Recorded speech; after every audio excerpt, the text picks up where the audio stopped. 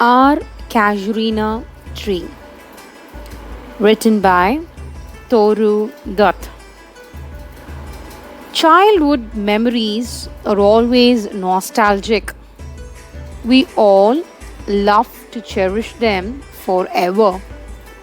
Toru Dutt was one such young poetess who added a charm to her childhood memories and made them immortal through a wonderful poem called Our Casuarina Tree. The main theme of the poem is that nature can communicate with human beings. Who is Toru Dutt? She is a Bengali poetess who wrote poems and literary works in English and French. She was the third daughter of the family. She celebrates the majesty of the casuarina tree that she associates with her happiness of her childhood and her siblings in India. This poem is a symbolic representation of the poetess' past memories and the rich tradition of Indian culture. Our Casuarina Tree is a 55 lined poem divided into 5 stanzas, each consisting of 11 lines. This is an autobiographical poem where Toru Dutt is pining for the scenes of her native land and reliving the memories of childhood. Our Casuarina Tree. This is a poem taken from the book Ancient Ballads and Legends of Hindustan. The poem gives an objective description of the tree and the charm associated with the poet's childhood. Toru Dutt sings glories of the casuarina tree and describes it in detail. On the surface of it, the poem appears that it is all about the casuarina tree, but actually, the tree is just a medium to link the poet's past with the present. The poet remembers the tree because of the many happy memories of childhood days that are linked to it, which are a source of comfort and consolation to her in another country. The poem therefore underlines the importance of memories in human life. The tree brings to her mind the memories of time when she used to play under it in the company of her brother and sister, both of whom were already dead. Now let's take a quick look of the stanzas given in the poem, and I'm sure you will also relive your childhood through this great poem.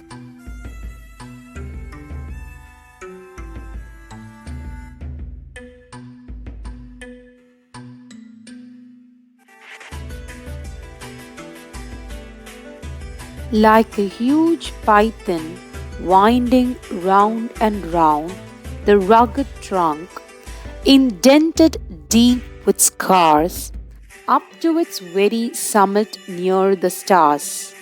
A creeper climbs, in whose embraces bound no other tree could live. But gallantly the giant wears the scarf, and flowers are hung in crimson clusters all the bough among, whereon all day are gathered bird and bee, and oft at nights the garden overflows with one sweet song that seems to have no close, sung darkling from our tree while men repose. The first stanza of the poem begins with the image of the tree, where the poet remembers the tree being wounded by a creeper like a python. Its hold was too tight, for it had left the scar on the trunk. The poet states that no other tree would have sustained this hold, for it is too strong, but the casuarina tree did sustain. Here, the word giant refers to the casuarina tree that had proudly worn those scars like a scarf, representing its strength. The poetess further describes the strength by saying it is filled with crimson flowers in every bough, like a crown that invites the birds and bees. Often at night, when the poet could not sleep, she used to listen to the music that fills her garden as if it has no end. While the garden overflows with the voice of nature, the song of a nightingale fills the air, creating great happiness within her as she listens while the others around her take rest.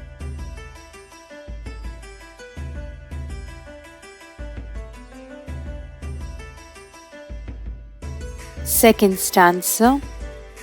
When first my casement is wide open thrown at dawn, my eyes delighted on it rest.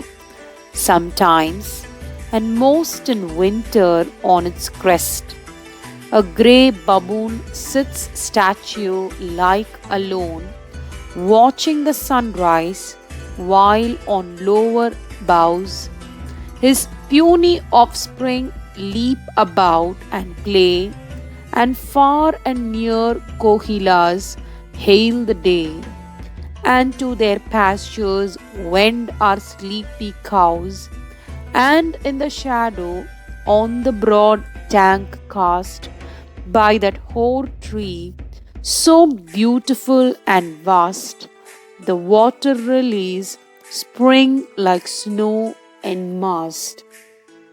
In the second stanza, the poetess at dawn opens her window wide, and she is delighted to see the casuarina tree. She says, every morning as she opens her window, her eyes rest on the tree, and the very sight delights her heart. She presents the picture of the changing scene with seasons. She says, during winter, she has always spotted a baboon. Here, a baboon refers to a monkey, sitting on the top branch like a statue, waiting to receive the first ray of sunlight. Whereas the young one of the baboon leaps up and down, playing in the tree boughs. Along with this scenic beauty, the poetess also spots the Kohilas making the day pleasant by their sweet song. Here, the Kohilas are nothing but the birds. She also spots the sleepy cows that stroll slowly to their pastures, and the shadow of the tree that appears to fall on the huge water tank.